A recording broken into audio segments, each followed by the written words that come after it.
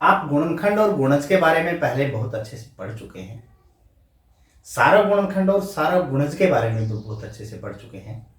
लेकिन इस टॉपिक के अंदर एक छोटी सी चीज रह गई है जिसकी हमें चर्चा करनी चाहिए थी, लेकिन अब कर लेते हैं। कि दो प्रश्न हमारे पास इस प्रकार से आते हैं कि यदि कोई संख्या 5 और 6 दोनों से विभाज्य है तो वह हमेशा खाली स्थान से विभाज्य होगी। एक प्रश्न ये। दूसरा प्रश्न, यदि कोई संख्या 20 से विभाज्य है तो वह सदा खाली स्थान से विभाज्य होगी। अब इन दोनों प्रश्नों में पहले तो अंतर को समझें कि हमें यहां पे दो संख्याएं दी गई हैं, दो संख्याएं,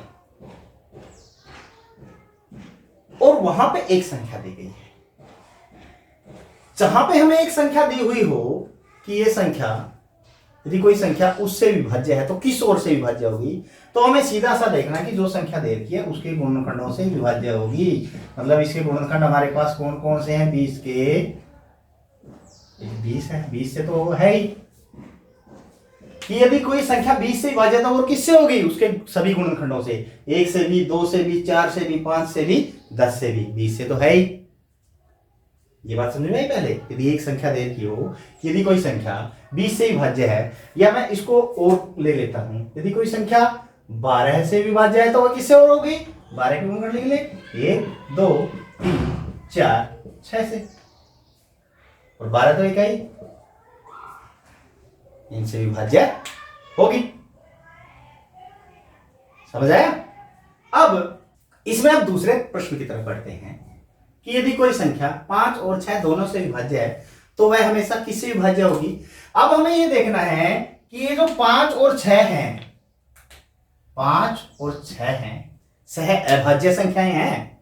सह अभाज्य का मतलब कि इन दोनों में जो कॉमन गुणनखंड, सार गुणनखंड जिसको हम बोलते हैं, क्या एक है? बिल्कुल है, क्योंकि 5 किसी से भाग होती है? 1 से और 5 से, और 6 1 से, 2 से, 3 से और 6 से। अब कॉमन तो दोनों में एक ही है, सारा गुणनखंड। यदि एक कॉमन है तो हमेशा जो वह संख्या है इन दोनों की गुणा 6 पंजे 30 से विभाज्य होगी।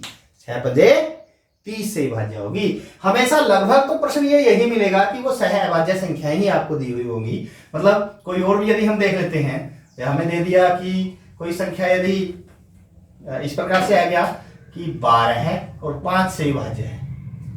अब 12 और 5 में भी जो यदि सारा गुणनखंड है वो एक ही है तो किससे भाग होगी?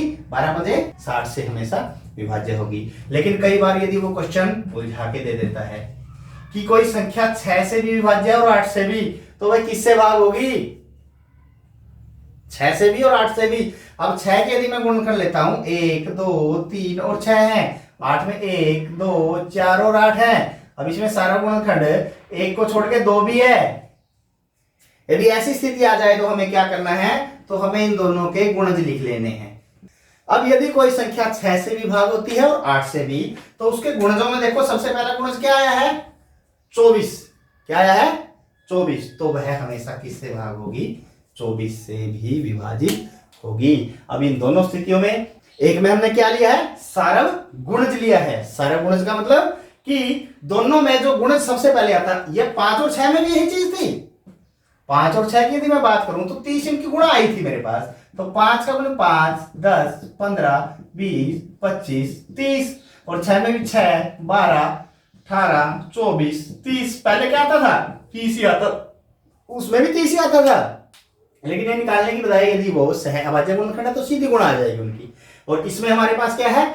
हम गुणज देख के कि जो गुणज सबसे पहले आता है, बात वही है कि गुणज जो सबसे पहले आएगा उसी संख्या से विभाज्य होगी। तो दोनों सवाल आपको अच्छे से समझ में आ गए होंगे कि जब एक संख्या दी हो तो उसके गुणनखंड निकाल लें, और जब दो दे रखी हो तो पहला सारा गुणज ले लें। पहले सारे गुणज से वो हमेशा विभाजित होगी।